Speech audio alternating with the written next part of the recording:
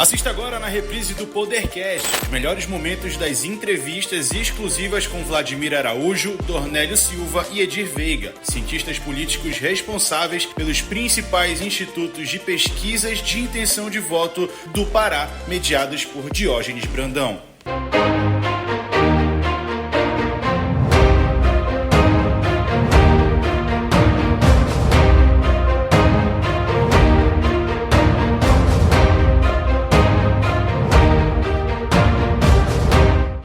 Olá, amigas e amigos, estamos de volta em mais um Podercast, sempre com um convidado especial. Edir, nós estamos aqui no início da campanha propriamente dita, né? Teremos aí 45 dias, menos agora, né, que já iniciou, mas são 45 dias a partir da autorização do TRE para que os candidatos que se tornaram aptos, né, ao sufrágio eleitoral possam apresentar seus nomes para a sociedade, para os eleitores, também aptos a votar esse ano. E eu queria que você iniciasse essa conversa aqui com nossos telespectadores, me dizendo como é que você, como pesquisador, como cientista político, está observando essa largada eleitoral das eleições municipais aqui no estado do Pará. É uma eleição que deve marcar período na disputa política no Pará. A classe política de Belém está muito segmentada, está muito dividida, oferecendo-nos de imediato 5 candidatos que já foram candidatos a prefeito, já foram deputados federais, deputados estaduais, e, como tal, todos eles não deverão ter menos de 10% dos votos, o que torna a competição muito acirrada, né? A classe política rachada, o eleitorado se divide, né? Então, hoje eu te diria que, no ponto de partida, você tem, as pesquisas indicam, no primeiro plano, o Igor Normando e o Éder Mauro, mas também em segundo lugar, um tríplice empate entre o Edmilson, o Jefferson Lima e o Thiago Araújo. Então, uma competição muito acirrada, as pesquisas já mostram isso, e ao iniciar a corrida eleitoral, né, depois de 15, 20 dias, nós já poderemos ter um quadro mais definido de como o eleitorado está se comportando perante os candidatos. Hoje nós temos aqui uma fala do governador e do irmão dele, que é presidente do MDB, o ministro Jader Filho, que o MDB pretende eleger 100 prefeitos, uma média de 100 prefeitos. É um compromisso muito ousado, né, Ed? É uma proposta, um objetivo muito difícil de se alcançar, considerando que o Pará tem 144 municípios. Se a competição efetivamente fosse entre partidos, considerando os grandes partidos, como o MDB, como União Brasil, como o PT, como o PSDB e outros mais, seria muito difícil atingir essa meta. Mas acontece que nossos municípios, principalmente dos menores municípios, o que compete efetivamente é o familismo, ou então os grupos econômicos organizados. E o governador, naturalmente, tem uma meta nacional. Ele pretende disputar com chance real o cargo de vice-presidente numa reeleição do presidente Lula. Então, a gente sabe, a gente acompanha os movimentos, né? Todos os candidatos competitivos dos municípios foram filiados ao MDB, né? Então, é possível que ele atinja esse objetivo, na medida que a tradição partidária não impera em nosso estado, e seguramente o governador deve ter filiado, dentro do tempo hábil, todos os líderes de pesquisa em base municipal. Então, talvez ele atinja essa meta.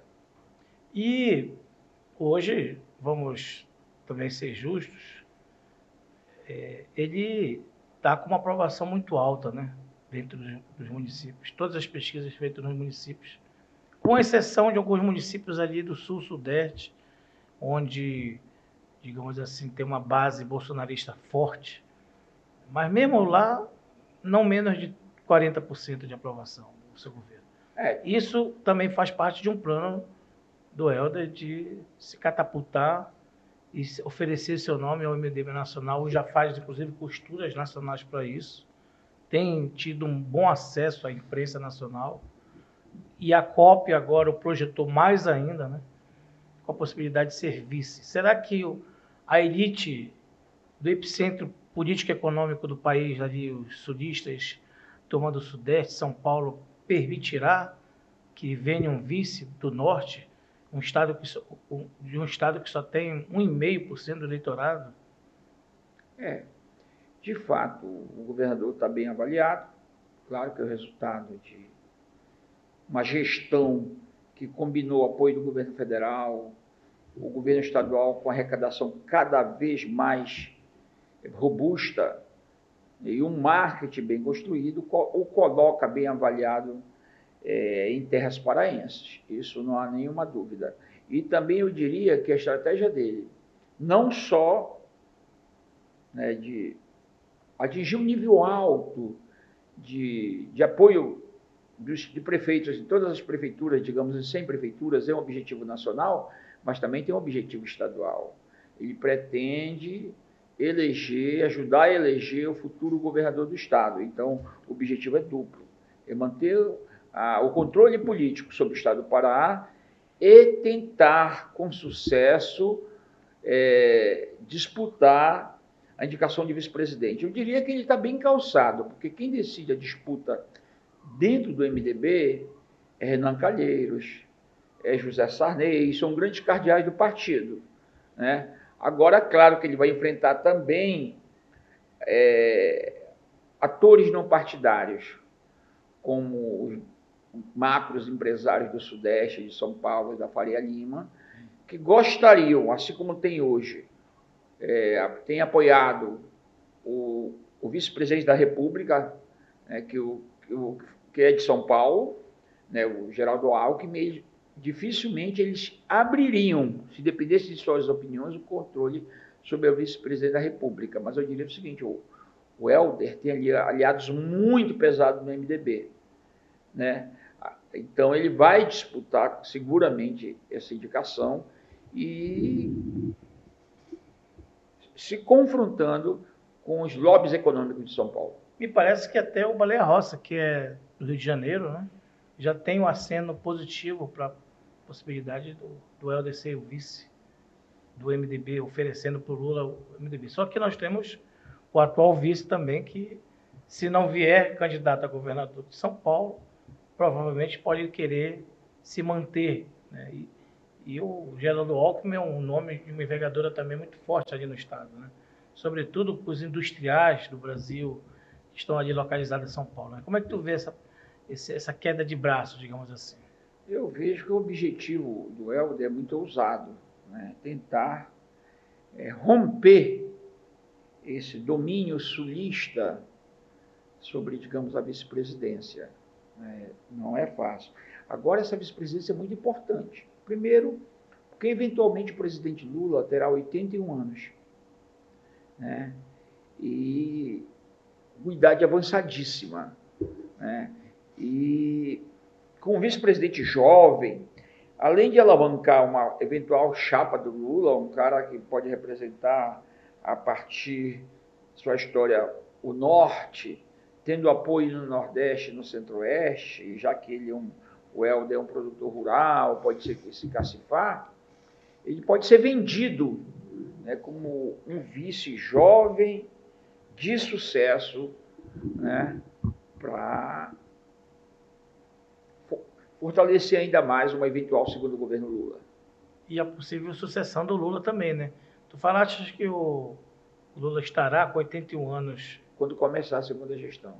Que é a idade de Joe Biden, que é o atual presidente dos Estados Unidos, que pela idade, por doenças, digamos assim, lapsos de memória, determinados problemas físicos também, pegou uma queda, enfim, desistiu, né, de concorrer por conta das pesquisas o colocarem, né? Muitos apoiadores também dizendo isso, tirando apoio financeiro, tirando apoio político, dizendo que já estava numa idade já de pendurar a chuteira, como se diz, né? Um vice como o Helder, jovem, um presidente muito bom, mas também bastante idoso, os cenários podem sorrir para o Helder num curto espaço do tempo, colocando a probabilidade do Pará ter um presidente da República, por exemplo, né? Então, ele não está errado, ele está absolutamente correto em perseguir os seus objetivos, fez uma boa para ótima, está fazendo gestão de governo, né? Pelo menos assim o eleitor veio, né, em todas as pesquisas. Eu diria que a batalha dele mais difícil talvez seja eleger o seu sucessor, porque ele não tem um nome que tenha penetração estadual com muito peso para a sucessão dele. A Hanna foi o nome apresentado logo nos primeiros meses da reeleição dele. Nunca tinha visto isso. Talvez ele tenha tentado emprestar o seu prestígio de governador eleito no primeiro turno para a sua sucessora. Só que o eleitor paraense tem dessas curiosidades, né? Ele aprova um governo, mas não significa que ele vai eleger o sucessor, né? Muitos prefeitos não conseguem eleger os seus sucessores, muitos governadores não conseguiram. E agora nós estamos de frente para esse desafio, né? Será que a Hanna é mesmo uma pré-candidata à sucessão do Helder? Bom, eu posso dizer o seguinte, que transferência de voto é um fenômeno raro em política. Ela acontece, mas é raro, né? A candidata Hanna, ela pode ser testada aí até maio, junho do ano que vem. As pesquisas vão começar a sair com diversos nomes. A oposição tem nomes muito fortes hoje, então já está voltando, com amplos poderes políticos, né? Doutor Daniel é um nome muito comentado da região metropolitana, e se o governador não abrir o olho, ele pode perder o governo do Estado. Vladimir, como é que tu estás observando esse início de processo eleitoral após a autorização do TRE para os candidatos que tiveram suas candidaturas homologadas? Hoje no Estado, nós temos aí o governador e o irmão do governador, o ministro Jader Filho, uma pretensão de eleger 100 prefeitos pelo partido deles, que é o MDB. E nós temos aí avaliado as pesquisas, onde municípios polos, municípios importantes, a exemplo de Ananindeua, Belém também, né, tem uma forte ameaça de não ter um prefeito da base do governador, assim como Ananindeua, né, que o atual prefeito tornou-se um adversário, né, do governador, com mais de 80% de aprovação, mais de 70% de preferência eleitoral. A gente pode ir para Marabá, onde também há, né, uma forte inclinação da oposição, Paraopebas. Então, como é que tu observa isso enquanto cientista político, dessa queda de braços, digamos assim, e correlação de forças entre situação e oposição? No conjunto dos municípios, você tem uma diversidade de situações e oposições. Existem algumas forças atuando nessa eleição que já começou antes, porque nesse império das redes sociais e da comunicação livre, autonomizada que nós temos hoje, ninguém espera um momento marcado para conversar sobre a eleição, ela já acontece. E esse fenômeno que você descreveu em Belém, Ananindeua, Marabá, são cidades maiores, porque nós temos um estado do Pará, um governador com aprovação altíssima em tudo quanto é município. O índice de aprovação dele perto da reprovação é uma coisa... A reprovação é muito irrisória, é uma aprovação muito alta. Só que a aprovação do governador ela não se transforma em intenção de voto em candidato do governador assim. Não é por osmose. Não, porque existem alguns elementos importantes na formação do voto e os elementos todos eles compõem um mix da onde os eleitores vão pegar as informações para gerar o seu voto. E quando você cita essas cidades maiores, é porque o fator o fator nacional a polarização nacional. Entre os lulistas e os bolsonaristas, direita e esquerda, essa polarização nacional, ela está tendo grande influência, uma grande maré nacional. Contaminação, digamos assim. Isso. Sobretudo dos maiores municípios no Brasil até os menores, isso se aplica ao estado do Pará. O Bolsonaro veio ao estado, né, mês passado, visitou municípios. Eu esqueci de falar de Santarém, onde o JK do Povão... mas quando você falou, eu lembrei também, claro. Santarém, ao falar da influência nacional na decisão do voto. Correto. No mesmo ambiente que o governador tem uma aprovação altíssima. Essa influência nacional ela vai ter mais peso nos municípios maiores e menos nos menores, onde a dinâmica local dos municípios vai ter uma determinação mais importante para a tomada de decisão. É como se o eleitor lá distante percebesse que o posto de saúde dele, ou a rua, ou a limpeza da rua dele, ou a água da sua casa, fosse ter pouca importância diante dos quadros dos acontecimentos nacionais. Nos municípios menores existe um pouco mais disso.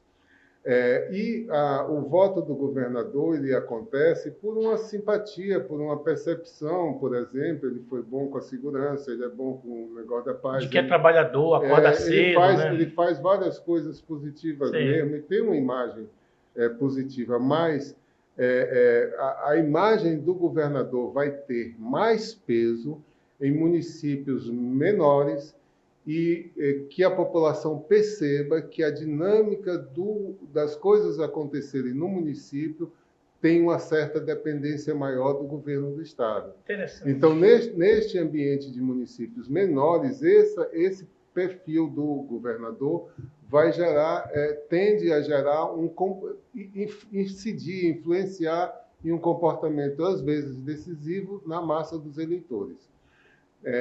Mais ou menos essas duas linhas de condutas que está colocado aqui sobre nossa realidade. Mas, junto com isso, né, existe um momento de carestia, existe um momento de dificuldades e as pessoas vão buscar na ponta do lápis, né, fazendo seus cálculos, qual a melhor opção para cada um em cada lugar, né? Como eu te disse, os fatores nacionais, a relevante aprovação do governador, os fatores da economia, diversos fatores vão influenciar no processo eleitoral, mas ele influencia os eleitores dos lugares alcança os eleitores de forma diferente nos diferentes lugares. Né? Por exemplo, a gente não está tendo ainda, nesta eleição, uma influência maior religiosa. Né? Você tem um certo equilíbrio entre a intenção de voto existente média dos candidatos e a religião dos votantes. Enfim, esses fatores funcionam assim. A eleição começou, em alguns lugares o eleitor não conseguiu ainda perceber qual é o caminho, mas vai perceber, não está definida a eleição. Não está definida a eleição praticamente em muitos dos lugares, em alguns lugares já fecharam mesmo. Porque não é porque a pessoa, o candidato está muito à frente, é porque todas as condições do eleitor estão estabelecidas para ter fechado aquela posição.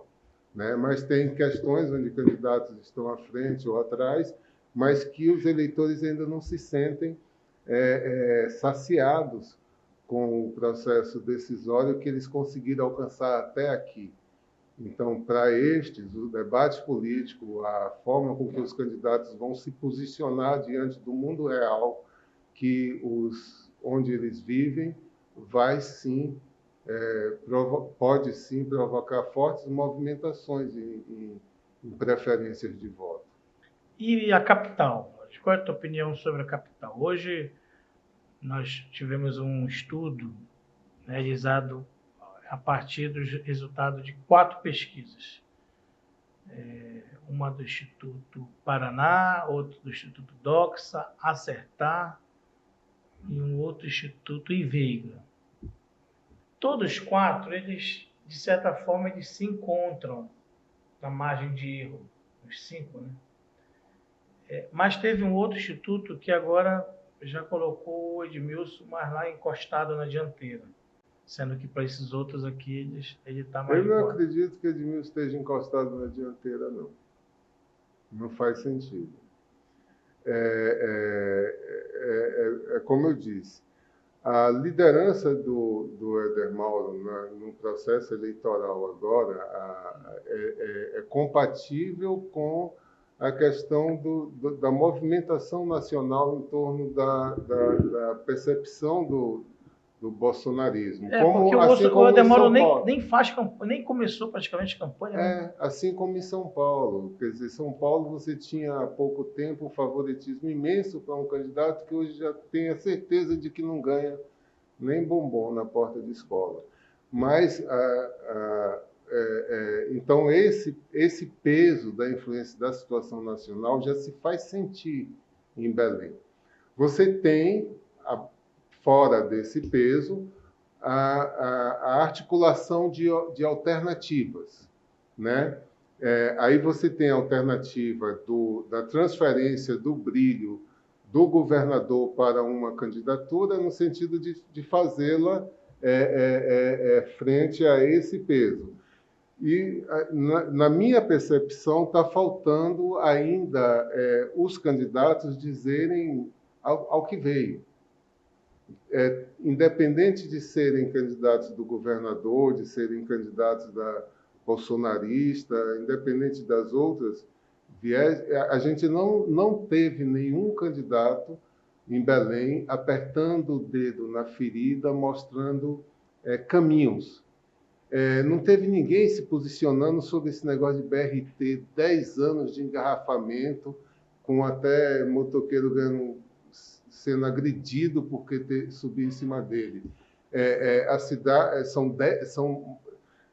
toda uma geração vivendo, atrasando compromissos em cima de coisas que não acontecem, né?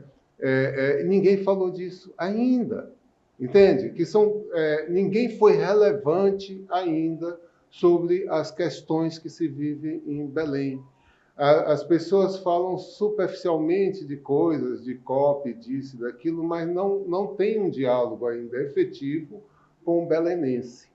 Esse diálogo, o belenense ainda não aconteceu. O processo eleitoral pode revelar isso. O que a gente tem nesse momento é o reflexo desses outros elementos que compõem o voto, que é o elemento nacional, que é o elemento do peso do governador, que é o elemento da rejeição do prefeito. São fatores que estão determinando os posicionamentos eleitorais do momento, né? Mas o debate eleitoral, o diálogo que vem entre o que é que essas pessoas têm a dizer, vai ser fundamental para o que vai ser o resultado dessa eleição ainda.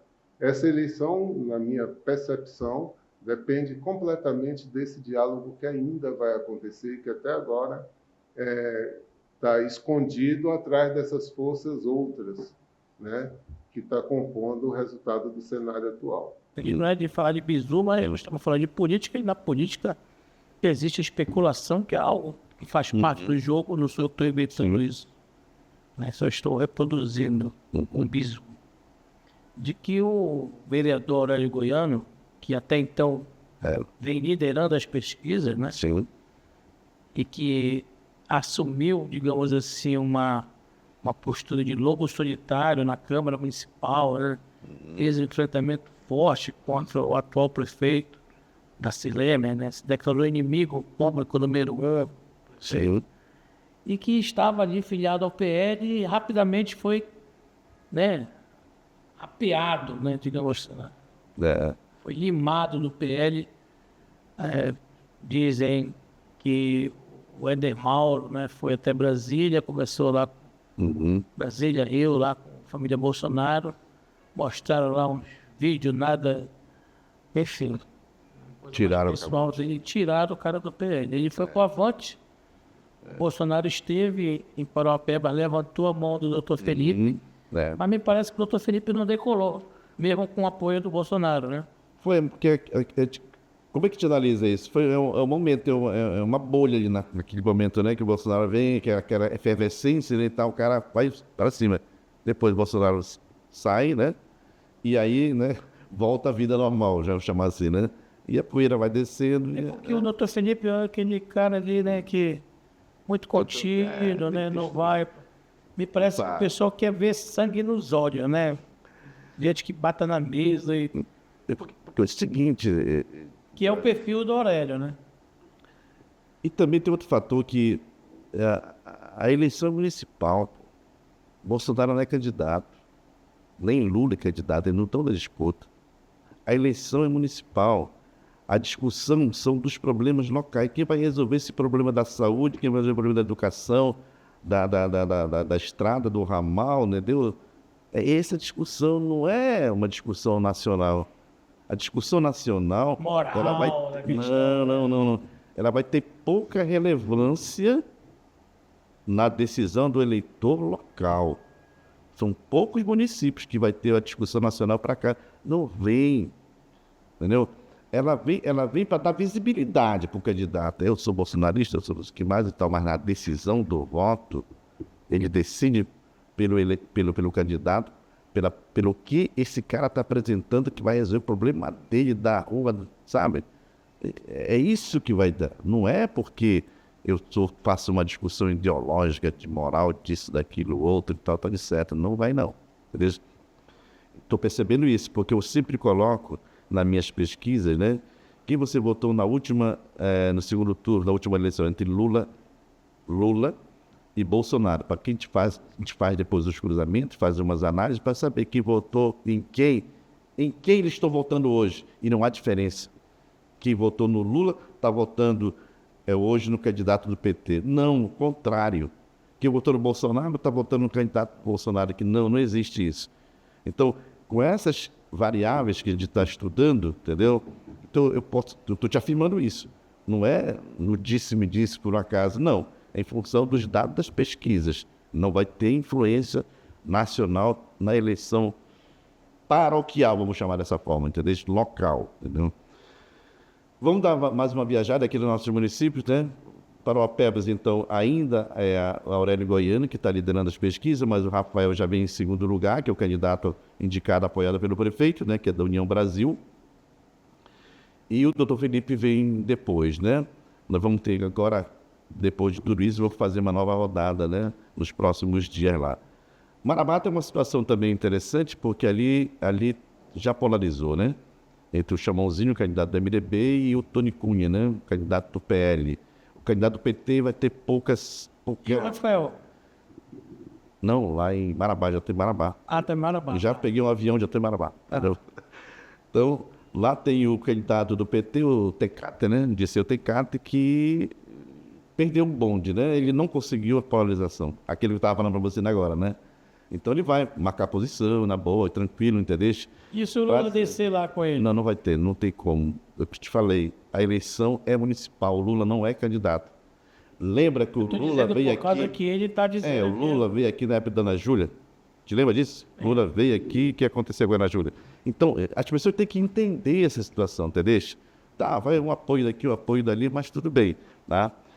Bem, então lá já está polarizado, então uma disputa muito bem, precisamos acompanhar passo a passo a situação lá de Marabá. Mas né? tu acha que fica... Marabá ainda não tem segundo turno, que vai ter segundo turno é Parauapebas e Santarém, né? Santarém, exatamente. Então, os 4 municípios do estado do Pará que tem segundo turno são Belém, Ananindeua, Santarém e Parauapebas Parauapebas, né? Exatamente. Santarém entrou na eleição passada, né? Foi.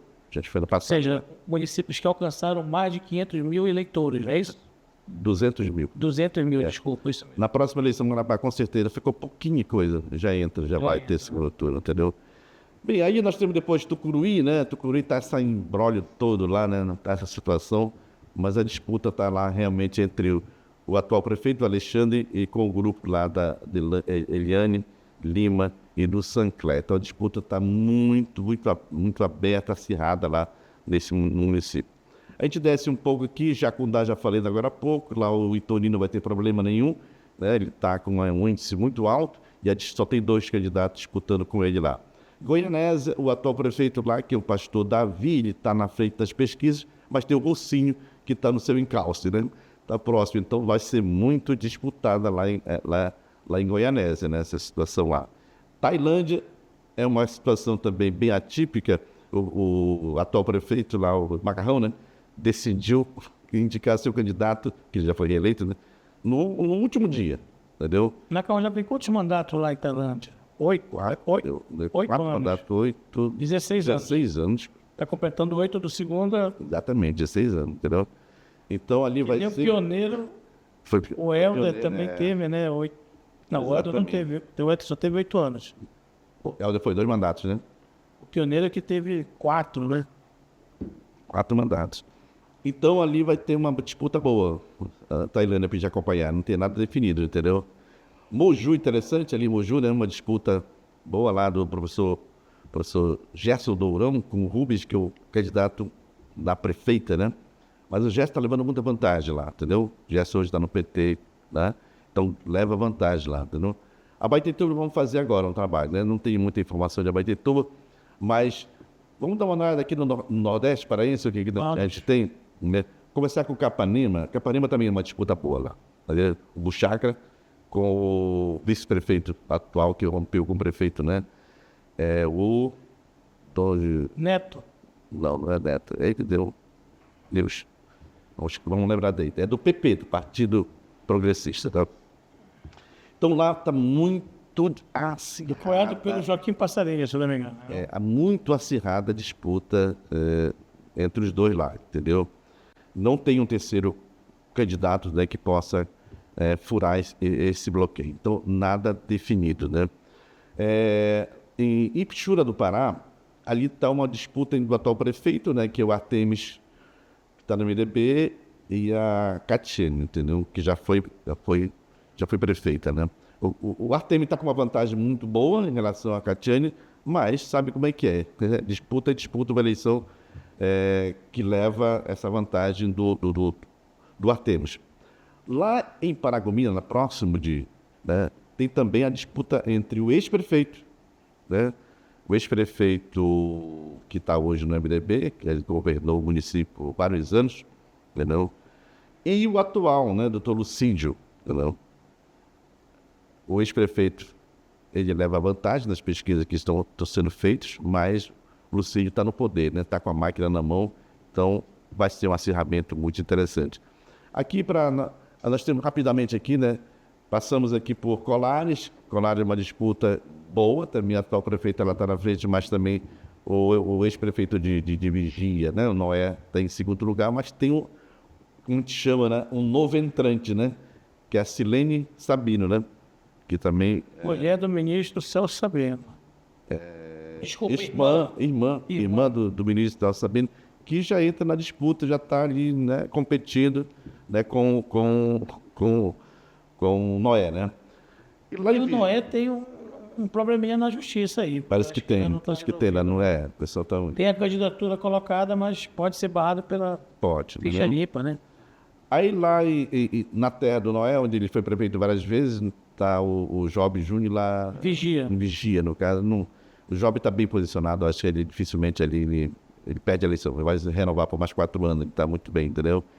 Aí tem Magalhães Barata, né, que já fez um trabalho lá. O Wilson, né, se posicionou bem, um novo entrante, a prefeita não vai se candidatar, né? Uma diretoria da Sultana, né? Um rapaz jovem, né? Jovem, acho que ele tem condições ali. Tá chegando, né? Tá chegando. chegando já próximo. Será que ele destrona lá o pessoal? Rapaz, é possível, porque os outros É dois ligado também à União Brasil do Celso Sabino, né? já são Partido do Celso. outros e tal, entendeu? Aí a gente vê aqui próximo E o Brasil tá com uma boa, Tá bom. né?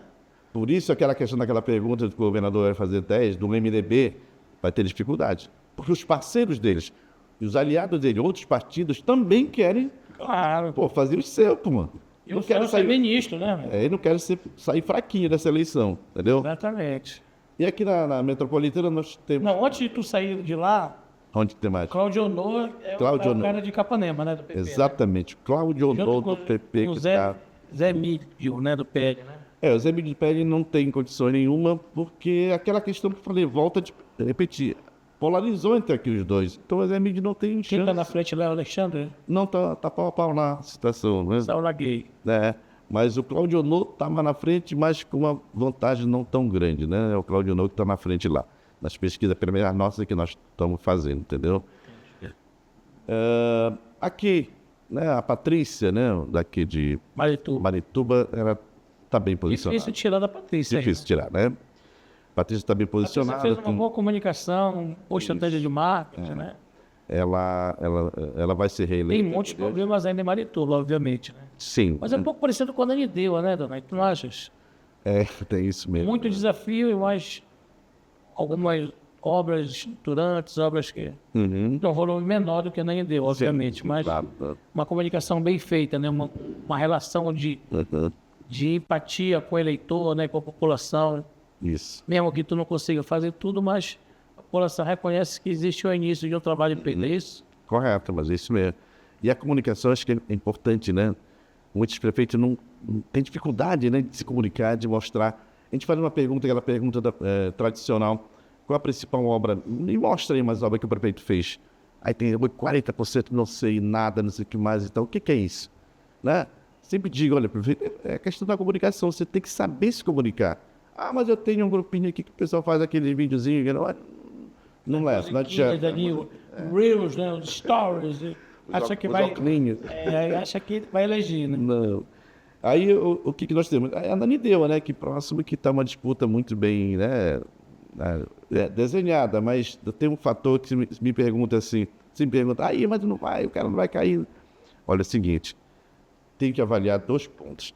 É a população, como é que ela avalia o seu prefeito. Isso vai impactar diretamente o que? Na intenção de voto, óbvio. Se ele está com 94, 95, 90% de avaliação positiva, entendeu? Então as pessoas querem o quê? Continuismo, né? Querem continuar com o tipo de trabalho que o prefeito vai desenvolver. O eleitor é sábio, volta a repetir, ele não vai querer aventura. Se isso está dando certo, por que eu mudar? Entendeu? Por que eu aventurar com qualquer outro candidato que venha fazer o quê aqui? Não, eu prefiro continuar com isso.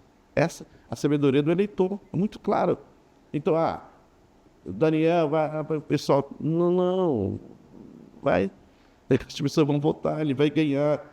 E no primeiro turno, estou dizendo, no primeiro turno, tem que entender essas coisas, não dá para você chegar, né? Forjar alguma coisa e tal. Se ele tivesse mal avaliado, 45% de avaliação, por exemplo, 45% só de aprovação, aí sim poderia ser um risco. Mas ele está mais de 90%. Então é difícil isso aí, entendeu? O brasileiro, ele gosta de votar, né? Ele se veste bem. Os idosos, né? Botam a melhor roupa, o melhor sapato. Vão cedo, né? Os primeiros, você vê ali na fila das sessões, né, dos colégios eleitorais, os idosos, né? Eles gostam de ir cedo, cumprir um rito, né? E é uma festa a eleição mesmo. Né? Tem muita compra de voto? Tem tudo das mazelas da política aqui. Como em todo carnaval. Pois é, né? Mas o brasileiro gosta da eleição, né? É um fenômeno que é importante identificar. As pessoas, quando a gente está conversando sobre eleitor, a gente está conversando sobre indivíduos, mas quando se agrupa coletivamente, quando gera um movimento coletivo, social, o sabor é outro. É esse sabor que leva aquela multidão ao campo de futebol no domingo, entendeu? Uhum. Você cria essa identidade coletiva, quase que, vamos dizer assim, oxigênio para o indivíduo. Então, toda a oportunidade que os indivíduos têm de se reconhecer enquanto sociedade, enquanto coletivo, seja na festa do Círio, na procissão, no campo de futebol, numa manifestação, isso transforma a cada um. Por exemplo, esse efeito lá da Venezuela, o poder que se insurgiu, quer dizer, tinha muita teoria de que o voto não derrota uma ditadura, né? Tem toda a gente falando isso, mas tem um aspecto sociológico vital nisso.